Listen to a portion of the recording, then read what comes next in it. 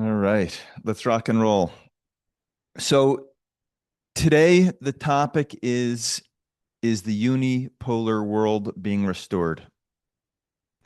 So we're going to at some point define what unipolar means, what bipolar means, what multipolar means, just so we have a good understanding of these concepts. But let me begin with a question.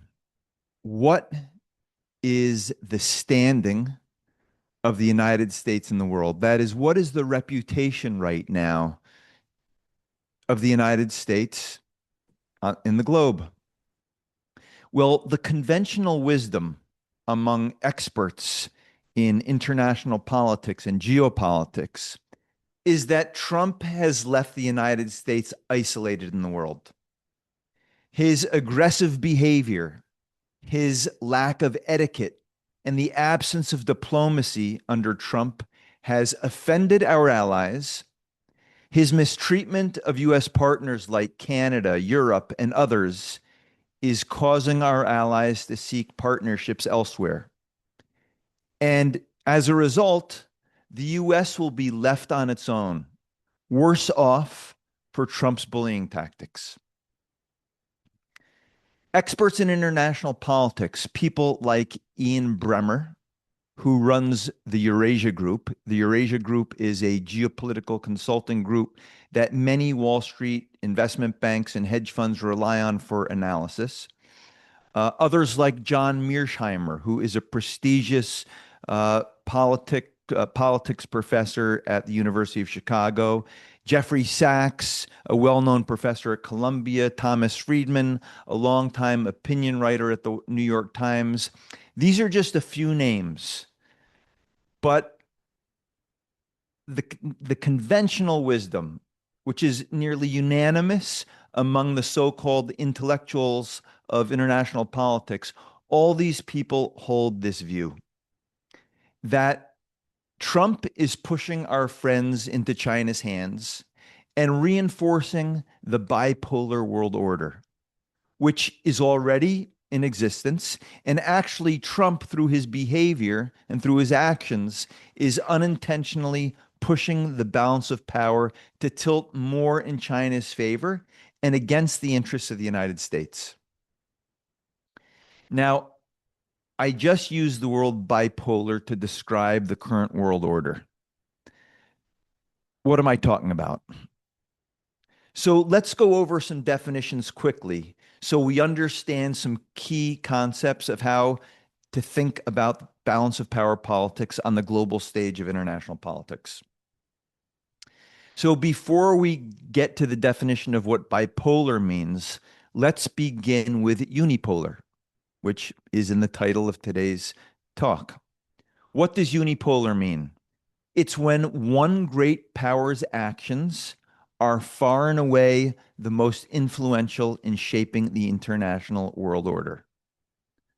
All other nations fear and respect this country, and therefore the rest of the world must respond to this superpower more than they respond to any other country in the world.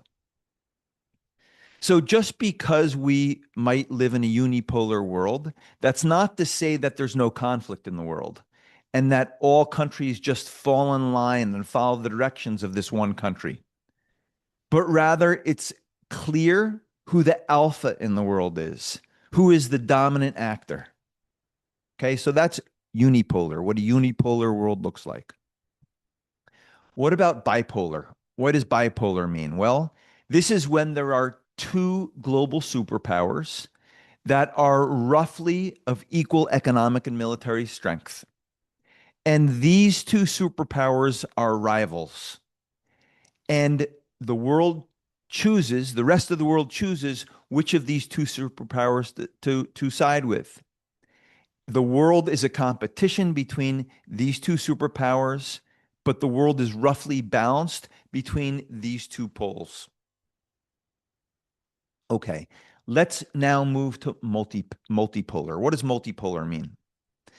In a multipolar world, there is no superpower, no one superpower, or no two superpowers that are capable of playing a dominant role in influencing the world. At a minimum, in a multipolar world, there are three competing powers, usually more than three. And the world is an open competition between these three or more great powers.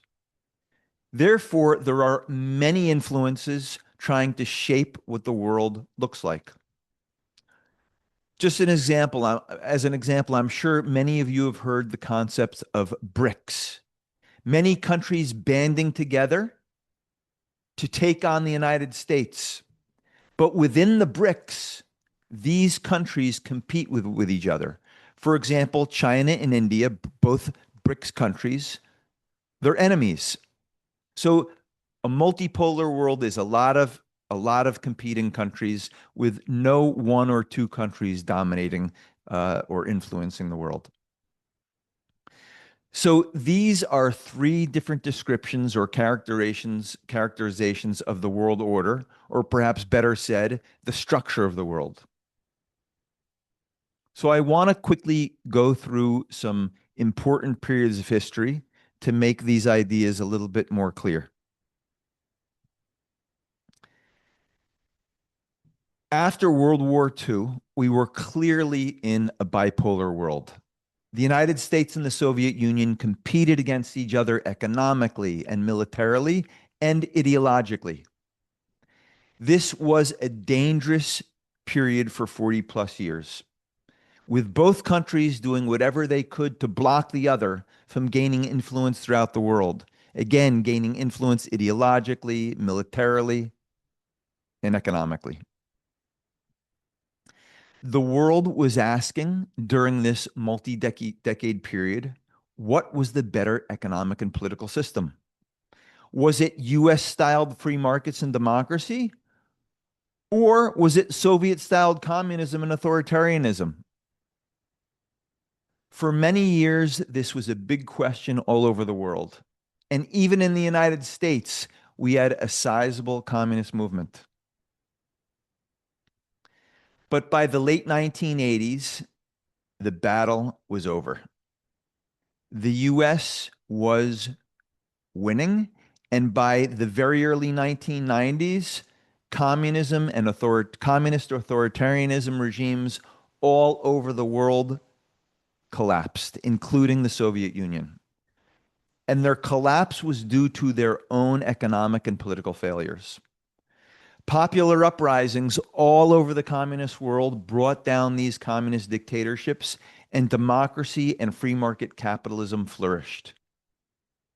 With former communist countries modeling themselves after the United States now, right? That was the result. Communism collapsed, and all these former communist countries, the United States was their star, and they wanted to look just like the United States. So by 1990, 1991, the world had transitioned from a bipolar world to a unipolar world. The United States was the dominant actor on the global stage. There was no challenger economically, politically, ideologically, or militarily. So this became known as the unipolar moment. It lasted from the early 1990s to roughly 2008. Now, why was the unipolar moment so special? Because the United States didn't need to focus outward as much. It could focus much more internally. It could focus more on the economy. And during this period, the economy boomed. The stock market boomed. People became wealthier. New businesses flourished. Great technological progress was made. The United States was clearly the role model for the world, and we flourished, and the world flourished during this unipolar moment. But I want to be clear. A unipolar world does not necessarily mean a completely peaceful world, right? There are always exceptions. There is always an element of chaos. So even during the unipolar moment, Saddam Hussein in Iraq invaded Kuwait in 1990. And shortly thereafter, the United States went into Iraq and pushed back Iraq out of Kuwait so they wouldn't go on to invade Saudi Arabia. In 2001, we can't forget the World Trade Center was attacked. And shortly thereafter, we entered Afghanistan to wage a war there in order to fight against the Taliban. And a few years after that, we entered Iraq in order to oust Saddam Hussein. That was in 2003. So even in a unipolar world, even though it is somewhat more peaceful, there is still plenty of war and chaos. So that's important to understand. Now, I mentioned the unipolar moment came to an end near in the year 2008. And we began to transition from a unipolar world back to a bipolar world. Well, what happened? What happened in 2008 that caused the end of the unipolar world? Well, the great financial crisis is what happened. The US was severely damaged economically and reputationally.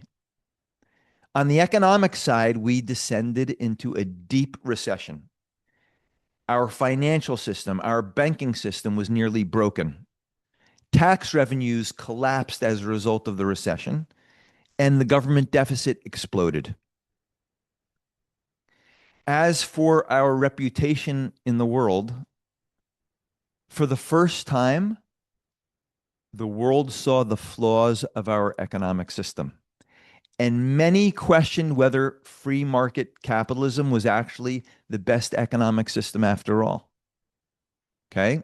So there was absolutely a hole blown in the unipolar moment, but the world's fate was not yet sealed. The unipolar moment had not necessarily passed us by. Like anything in life, everyone stumbles. We all have crises in our lives. What defines you isn't the crisis, it's how you respond to the crisis, how you handle it. Well, how did America respond to the crisis? Well, we voted for Barack Obama. He came into office in 2009. Now, the first thing Obama did when it comes to international politics is he apologized to the world for all the supposed terrible things that the United States had done to the world. He presented us as an oppressor, and the world was our victim. He went to the Middle East and apologized. He went all over the world and apologized. Now remember, the world had loved America. We had been a role model to so much of the world who had suffered from oppression of authoritarian communist dictatorships. And yet Obama was telling the world how bad we were. Not only that, Obama began to reach out to the worst actors in the world to forge agreements with them in exchange for absolutely no gain. He empowered the worst of the worst. Just to give you two examples, and there's many examples, but I'm just going to stick to two. In 2009, there was a massive uprising in Iran, a popular uprising, in some ways similar to the uprisings that we're seeing in Iran today. It was the people against the Islamist regime. What did Obama do? He tacitly backed the regime against the people. He thought that if he treated the Islamist regime well, they would return the favor and treat us well. So that's the first example. The second example I'm going to give is with the same country. The appeasement of Iran ultimately culminated in what's known as the JCPOA, the nuclear agreement with Iran, and it was signed in 2015. And this agreement handed over to Iran the mullahs in Iran an estimated $420 billion in the years to come. By the way, that $420 billion is actually more money than the size of the entire Iranian economy. In return, Obama expected the Iranian regime to halt their nuclear dreams. Of course, that was a pipe dream. It never happened. So, in return for nothing, in return for a buildup of a huge missile system, the beginnings of a nuclear arsenal, in return for the spread of terrorism all over the Middle East and in the world, Obama handed them $420 billion. Now, at the same time, Obama began to slash spending, government spending on our military. Military spending in the Bush years had reached 4.9% of GDP, 4.9% of the size of our economy. That was pretty substantial. Under Reagan, under Ronald Reagan, military spending in the United States had reached 6.5% of GDP. So it was lower under Bush, but still we were spending a sizable amount on our military. But then under Obama, military spending was slashed to 3% of our GDP. Needless to say, our military prowess in the world diminished as a result, and our global power was in decline. Meanwhile, China was stepping on the accelerator hard. As its economy grew, so did its military might, and its influence expanded dramatically during the Obama years. So, during the Obama administration, the unipolar moment came to a hard end. And we were indeed into a bipolar world, two global powers. China was competing for influence and gaining rapidly on the United States. And at the same time, the United States was withdrawing from the world. Not only withdrawing from the world, but it was appeasing bad actors. I've talked about Iran, but we were also appeasing China and Russia. We ended the Obama administration with China, Russia, and Iran all on the ascent, economically, militarily, and even ideologically. And the US was on the descent. Yes, we were in a bipolar world, but China had the momentum. Now, I want to skip to the present day. Where are we? Despite the presence of isolationists in the Trump administration, Trump has aggressively reasserted the U.S. footprint in the world. First, Trump gave full support to Israel in its defensive war against Iran, Hezbollah, Hamas, and the Houthis. This type of full support was absolutely unthinkable under Obama, and it was unthinkable under Biden as well. Biden, even though he gave some support to Israel, once the war was well underway, Biden was constantly tying the hands of Israel's defensive war. So when Trump entered office, it really was a game changer. It was a complete shift in approach towards Israel, our closest ally in the Middle East. Second, in June of last year, Trump joined with Israel to take out Iran's nuclear sites.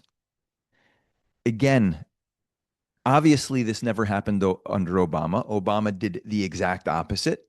Obama's approach was to strengthen Iran, and he thought in return for strengthening Iran, he would gain the friendship of the Iranian regime. Okay, a completely misguided policy.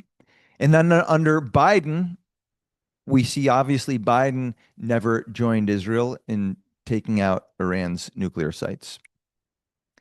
Well, after Trump sent bombers to take out Iran's nuclear sites, the message around the world became clear. Watch out. Do not test Trump. Third, Trump made the decision to strike Venezuela and extract Maduro, the dictator.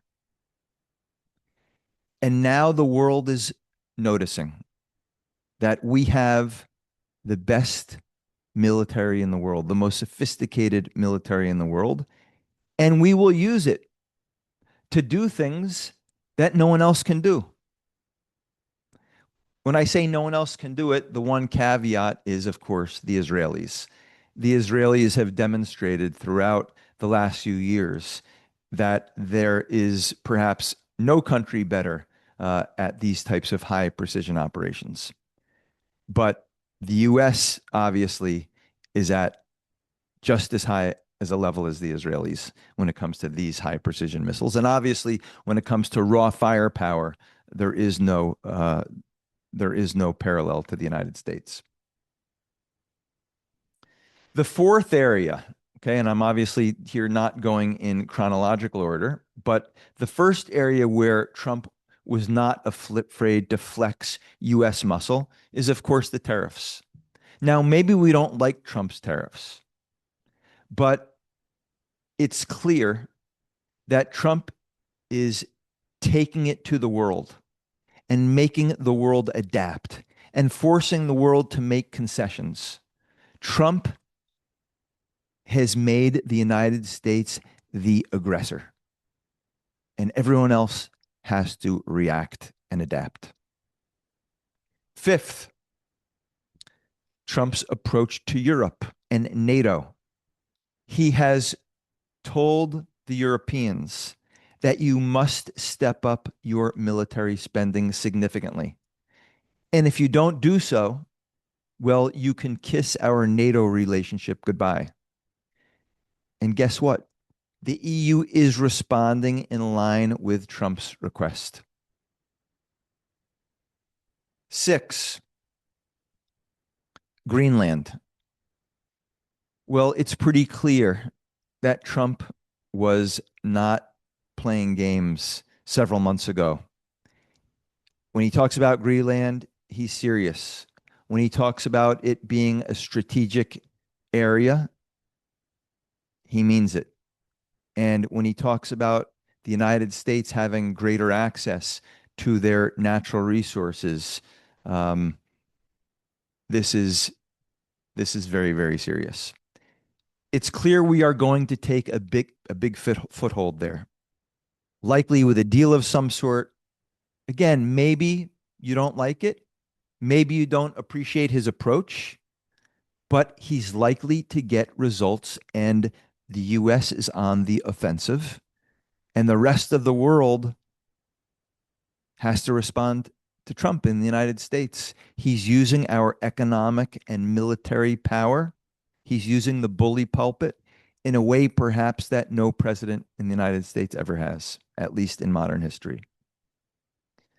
7, Trump has announced he wants to increase military spending by a whopping 1.5% of GDP. That is a massive increase.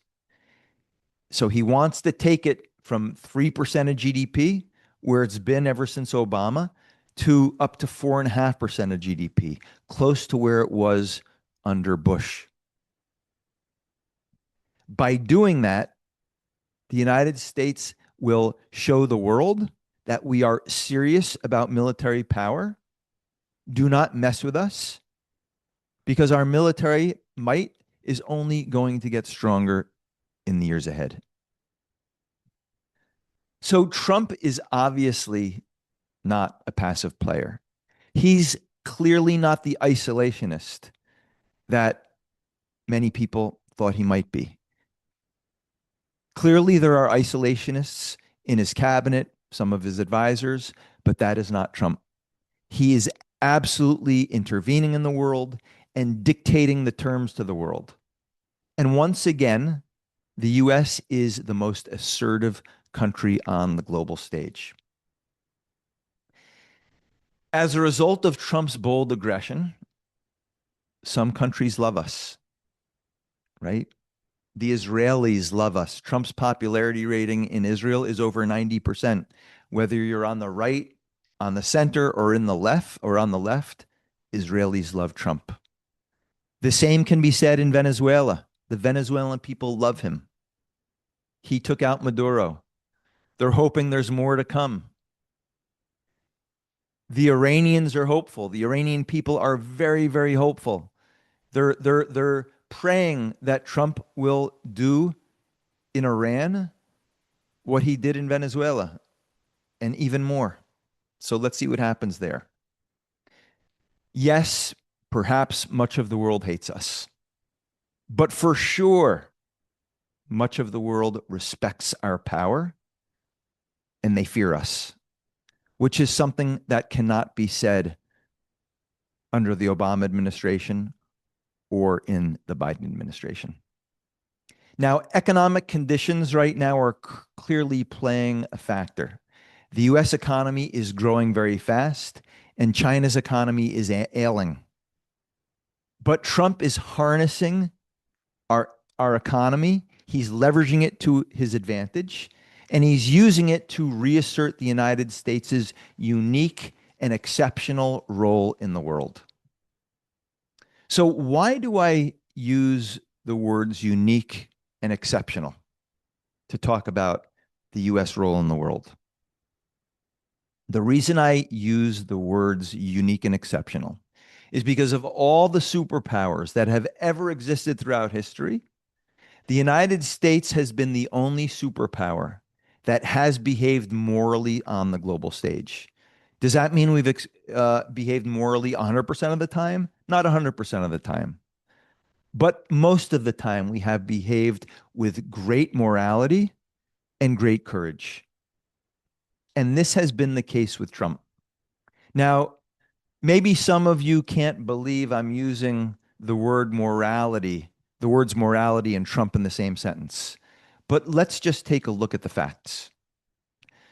While the entire world was calling Israel a human rights abuser and guilty of genocide, which were obviously false claims, obvious to anyone with a clear mind, Trump gave full backing to Israel against its enemies. And he stood up to both forces on the extreme right and on the left. And Trump did the right thing. Then he went on to bomb Iran's nukes, despite the entire world pretending to oppose it, despite strong voices within the conservative movement in the United States. He stood up against it and did the right thing. He behaved courageously, boldly, and I would say with great morality. He removed Nicolas Maduro, the dictator of Venezuela, in the face of all the global criticism. And now, let's see what he does with Iran. He has an opportunity to be, I would say, the greatest and most moral president in history, if, at least in modern history, if he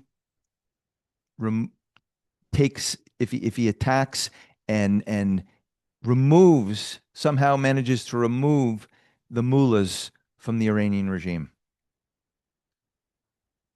So these actions by Trump, these 4 actions that I just mentioned, these actions epitomize US exceptionalism. But I can't leave it there, right? The truth is a bit more nuanced. Trump's actions are probably not a consequence of a moralistic approach. His incentives may be a bit different than morality. The result is morality, but his incentive, where it comes from, is probably different. Trump isn't rushing to spread democracy to Venezuela or to Iran. The word democracy and freedom has not been a part of his vocabulary when he talks about those countries. Trump talks about oil and natural resources. He talks about what's in the American interest. He doesn't talk about human rights. He doesn't talk about democracy. He doesn't talk about freedom. Yet, Trump is fully prepared to use economic power and military power to pursue what he believes to be in the national interest. Acquiring resources in Venezuela, in Greenland, he clearly believes those to be in the U.S. national interest. Toppling the theocrats in Iran, who he believes they are a danger to the world, a danger to the United States, that he believes to be in the U.S. national interest. So when does Trump make his determination to intervene? What type of circumstances does he need to see to say, yes, this is my moment to take action? It's clear it's when he believes that it's in our national interest and when the risk reward is in his favor. Let's go over that. He fully backed Iran against Hezbollah and Hamas. Obama did not. Biden did not. Why did Trump fully back Israel to go after Hezbollah, Hamas, and ultimately Iran? Because Trump did not need to put U.S. troops on the ground. It was a relatively safe bet with a high reward, a high potential reward. Let Israel take out the bad actors. All I have to do is endorse it, give them my verbal support, give them my approval. And then Trump took out Iran's nukes. But before doing that, he first allowed Israel to do the really tough work of taking out Iran's missiles capability, taking out their entire air defense systems, which gave the U.S. Air Force a layup. Again, this was a relatively safe bet with a big potential reward. How about Venezuela? Look, I just mentioned the incredible precision with which our military operated in Venezuela to extract Maduro. Everyone talks about the incredibly highly sophisticated operation. But let's take some perspective. This was Venezuela, a military that specializes in drug trafficking and corruption, not in fighting wars. They even had to outsource the protection of Maduro to the Cubans because the Venezuelan security apparatus just wasn't up to the job. So again, here too, low risk, high reward. Interestingly, in Venezuela, Trump didn't go all the way, right? He hasn't pushed over the dictatorship. He hasn't pushed over the regime. He doesn't talk about democratic transition, at least not yet, because that's a bigger challenge. There's more of a risk that things can go wrong. So Trump is holding off, at least for the moment. So Trump uses our military. He uses it boldly, but he picks his moment. There has to be a high reward with pretty low risk. How about Iran now? Well, it seems to be a tougher decision. Why is that? Trump seems to be holding off. Well, there's no doubt that the risk is higher here. The IRGC, the elite forces of the Iranian military, they are a tougher opponent than the Venezuelan military. And the potential for reward, it's unknown. Can we really topple the regime? Or might something take the current regime's place that's not much better? So the risk reward is not as clear cut. So maybe Trump is pausing for that reason. There's a lot of rumors for what the reason could be. But the risk reward is absolutely less favorable than it has been in the other cases that we've discussed here. So let's be clear. Trump pursues US national interests and he asserts US power far more than Obama or Biden. We have reemerged as the dominant actor in the world. But still, Trump uses a measured approach. He makes sure not to bite off more than we can chew.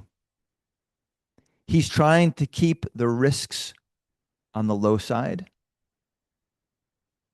while making sure that the reward is substantial and meaningful when it comes to the US national interest. So, going back to the title, I think we're clearly transitioning away from a bipolar world and we're moving back to a unipolar moment. That's where we're headed under Trump. We will see if this unipolar moment gains momentum and how long it lasts. I think the coming days with Iran are going to be incredibly, incredibly important to see if this unipolar moment really gains momentum. Trump has made some big threats against the Iranian regime. He is at a huge moment for his presidency and a huge moment for the United States. If he backs down from his threats, I think it will do considerable damage. But if he rises to the occasion and strikes the Iranian regime hard, decisively, weakens it, or even removes it, we will be firmly back in a unipolar moment.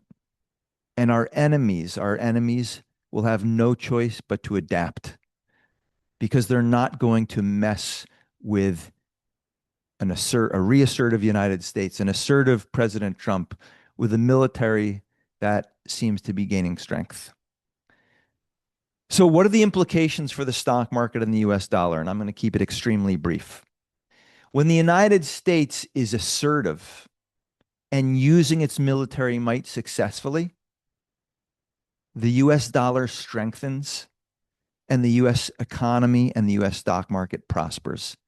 That is the overwhelming evidence of US history. Now, when we suffer setbacks militarily, then the dollar and the economy and the stock market languish. So it is a key moment now. These coming days, the coming weeks are really of great consequence. And only time will tell to see what our president does, to see how courageously and boldly he's going to act. So we'll all be watching.